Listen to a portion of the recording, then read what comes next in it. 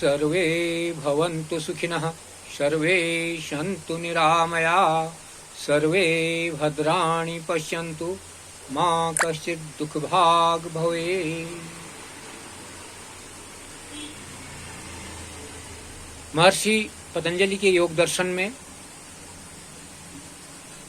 पिछले वीडियो में हमने समाधिपाद के अंतिम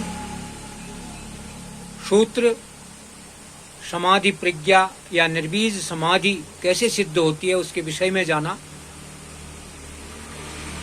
उसमें कहा गया कि ऋतंभ्रा प्रज्ञा जनित संस्कारों को रुक जाने पर, सर्वनिरोध हो जाने से निर्बीज समाधि सिद्ध हो जाती है। और ऋतंभरा प्रज्ञा के विषय में भी हमने भी जाना। और अब आता है दूसरा अध्याय इसका, साधनपाद का। इसमें क्रिया योग के विषय में सबसे पहले बताया गया। उसमें कहा गया कि क्रिया योग क्या है। तप स्वाध्याय ईश्वर प्रणिधानानि क्रिया योग। तप स्वाध्याय ईश्वर प्रणिधान क्रिया योग है। तप करना, स्वाध्याय करना, ईश्वर प्रणिधान क्रिया योग है ये। अब इसमें तप क्या है? तपो द्वंद्व सहनम, किसी भी द्वंद्व को सहन करना तप है। सर्दी, गर्मी, भूख, प्यास, मान, अपमान आदि द्वंद्वों को प्रसन्नता पूर्वक सहकर अपने लक्ष्य को प्राप्त करना तप है। दूसरा आता है स्वाध्याय होता है इसमें क्रिया योग में। स्वाध्याय क्या है? स्वाध्याय प्रणवादि पवित्राणाम मंत्राणाम जपो मोक्ष शास्त्राध्ययनम। अब स्वाध्याय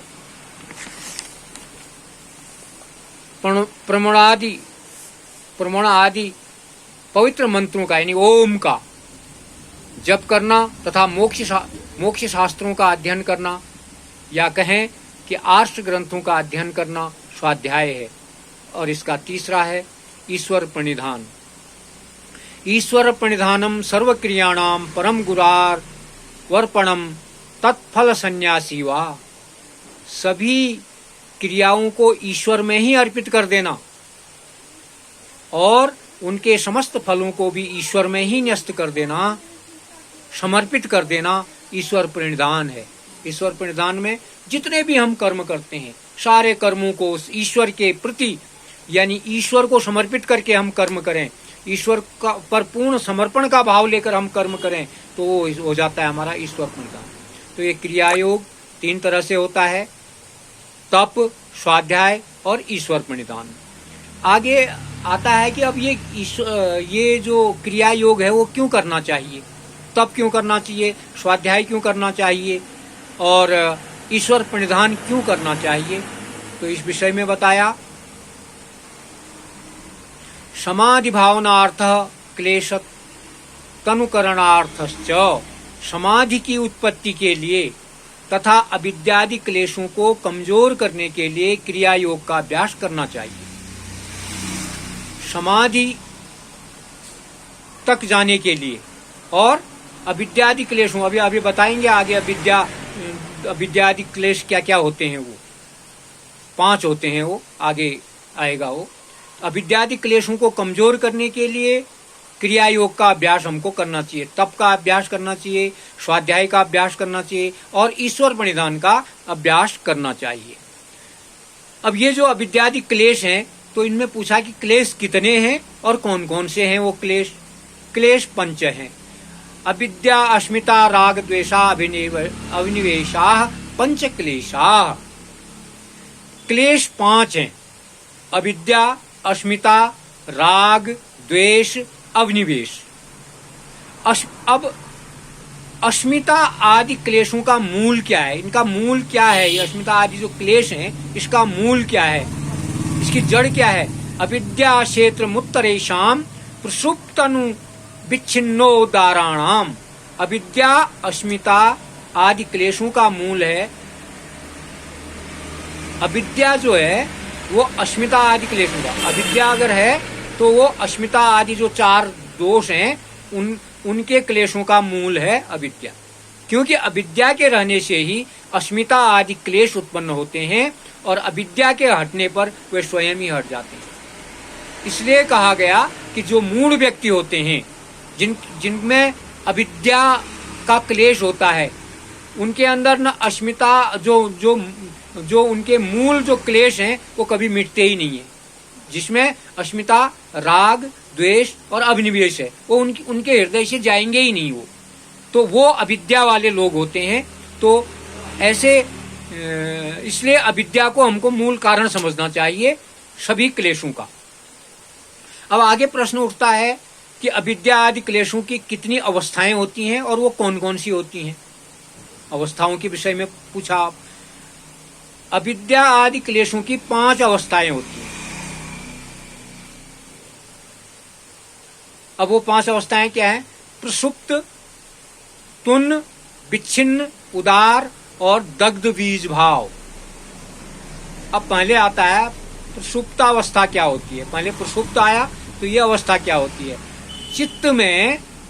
चित्त में केवल शक्ति रूप से स्थित क्लेशों का बीज भाव को प्राप्त हो जाना प्रसुप्ति है। किंतु वे प्रसुप्तावस्था वाले संस्कार अनुकूल आलंबन के कारण पुनः जाग सकते हैं। यही उनका प्रबोध है। जैसे भूमि में पड़े हुए बथुए के बीज पैदा हो जाएंगे पुनः, तो ये पुनः बार बार क्लेश पैदा होंगे हमारे अंदर। तो चित्त में केवल शक्ति रूप के से स्थित जो क्लेश हो का बीज भाव है, जो बीज भाव का समझ में आ गया। किसी बीज को हम पृथ्वी पर डाल देते हैं तो वो अंकुरित होकर पौधा बन जाता है। और इसलिए कह सकते हैं हम कि ये जो बीज भाव है ये बार बार अंकुरित हो रहा है। तो ये भी एक क्या है, उसको कहेंगे हम एक अवस्था है हमारी, जिस अवस्था को बोलते हैं प्रसुप्त अवस्था। उसके बाद आता है तनु अवस्था। तनु अवस्था क्या है? प्रतिपक्ष भावना के द्वारा बार बार प्रताड़ित किए गए क्लेश निर्बल हो जाते हैं। इस स्थिति को क्लेशों की तनु अवस्था कहते हैं। यानी प्रतिपक्ष भावना के द्वारा बार बार जब प्रताड़ित किया जाता है वह क्लेश निर्बल हो जाता है और इस स्थिति को तनु कहते हैं। अब विच्छिन्नावस्था किसे कहते हैं? विच्छिन्न हो जाना।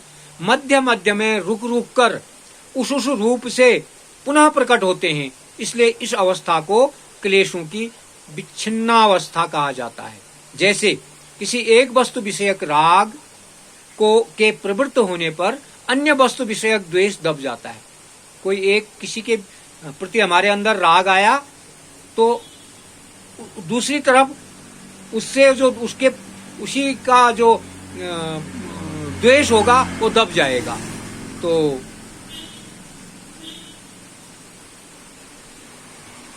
इस तरह से और इसी प्रकार द्वेष के प्रवृत्त होने से राग दब जाएगा। अगर हमारा द्वेष बढ़ेगा तो राग नहीं आएगा हमारा, अर्थात प्रेम का भाव हमारे अंदर नहीं आएगा जब हम द्वेष करना शुरू कर देंगे। तो राग द्वेष ये विच्छिन्न अवस्था है। राग आया तो द्वेष दबा, द्वेष आया तो राग दबा, तो ये विच्छिन्न अवस्था है। अब आती है उदार अवस्था।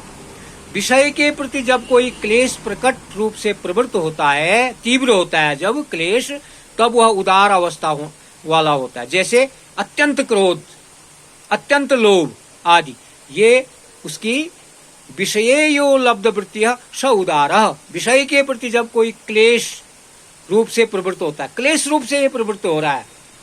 दग्ध बीज भाव अवस्था क्या है? क्लेशों का भुने हुए बीज के समान अवस्था को प्राप्त हो जाना, यह क्लेशों की दग्ध बीज भाव अवस्था है। दग्ध बीज हो गया। अब वो जो भुने हुए बीज हैं वो पैदा तो हो नहीं सकते, खत्म हो गया वहीं पर। जैसे भुने हुए बीज अत्यंत अनुकूल वायु, मिट्टी, जल, सूर्य किरण आदि की उपलब्धता होने पर भी अंकुरित नहीं हो पाते हैं, उसी प्रकार दग्ध बीज भाव अवस्था वाले क्लेश अनुकूल आलंबन उपस्थित होने पर भी पुनः प्रवृत्त नहीं होते हैं। अब अविद्या किसे कहते हैं? अंतिम आया अविद्या किसे कहते हैं? अनित्य में नित्य ज्ञान, अशुचि में शुचि ज्ञान, दुख में सुख ज्ञान, अनात्म में आत्म ज्ञान तथा नित्य में अनित्य ज्ञान, शुचि में अशुचि ज्ञान, सुख में दुख ज्ञान, आत्म में अनाप्त ज्ञान, ये सारी चीजें अविद्या हैं। बहुत महत्वपूर्ण बात है। तो ऐसी अविद्या होनी चाहिए। सत्य को असत्य, असत्य को सत्य समझने लगेंगे हम। तो ऐसा व्यक्ति कितना भी पूजा पाठ कर ले, कितना भी ईश्वर की भक्ति के लिए वो आगे बढ़े, लेकिन यदि उसके अंदर अविद्या के भाव है ऐसे, तो वो कभी उस परमात्म तत्व की प्राप्ति नहीं कर सकता है। अस्मिता क्या है? दृग् दर्शन शक्त्योरेकात्मनतेवा अस्मिता। दृष्टा और दर्शन शक्ति की एक रूपता का अनुभव ही अस्मिता क्लेश है। दृष्टा और जिसको हम दर्शन देखते हैं, जिस चीज को हम देखते हैं, उसकी जब एक रूपता का अनुभव हो जाता है तो अस्मिता का क्लेश है। दृष्टा कौन है? पुरुषो दृक् शक्ति, ज्ञान को अनुभव करने वाला आत्मा ही दृष्टा है। तो देखो कितनी महत्वपूर्ण बात है आत्मा की, और फिर हम जो दृष्टिगोचर हो रहा है उसकी हम एक रूपता कर देते हैं। वही तो गड़बड़ है, वही तो क्लेश है। दर्शन क्या, दर्शन शक्ति क्या है? अब दर्शन शक्ति भी है।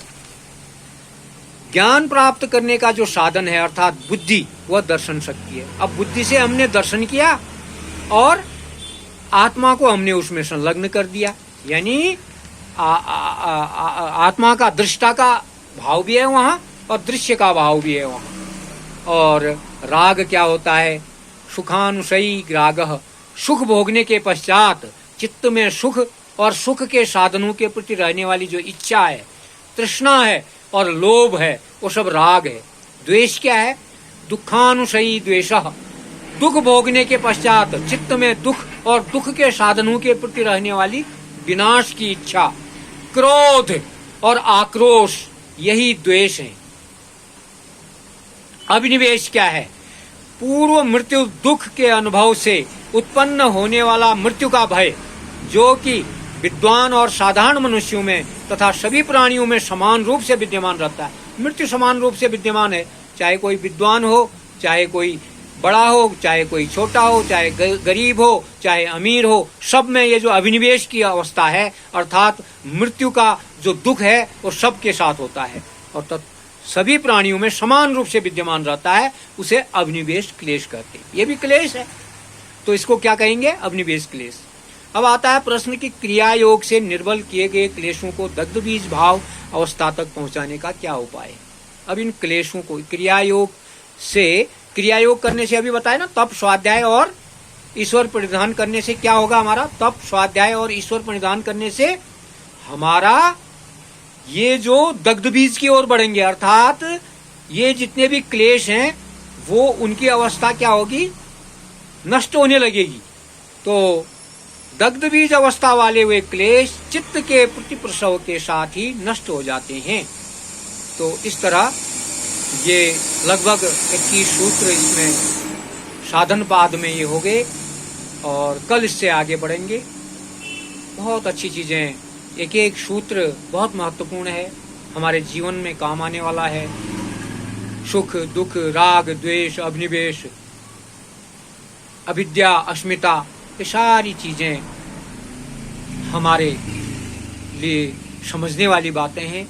और इन क्लेशों को मिटाते हुए, इनको दग्ध बीज करते हुए, इनको जैसे किसी बीज को हम अंकुरित होने से कैसे बचा सकते हैं, वो उसको भून लेते हैं तो अब दग्ध बीज हो जाता है, अर्थात वो भुना हुआ, फिर उससे बीज से कोई अंकुरित पौधा नहीं निकलता है। ऐसे ही ये क्लेश हम जीवन में ऐसे ही नष्ट करते जाते हैं। प्रतिदिन योगाभ्यास करें, क्रिया योग है, स्वाध्याय करें, तप करें और इनसे आगे बढ़ते हुए हम ईश्वर प्रणिधान करें, सारा कुछ समर्पित कर दें ईश्वर को, अपने कर्मों को ईश्वर में समर्पित कर दें, समर्पण का भाव लाएं, श्रद्धा का भाव लाएं, तो निश्चित ही हम उस ईश्वर को प्राप्त कर सकते हैं और ईश्वर की ओर बढ़ सकते हैं। आप सबका बहुत बहुत धन्यवाद। कल साधन पाद में आगे के सूत्रों को हम आगे बढ़ाएंगे। बहुत बहुत धन्यवाद।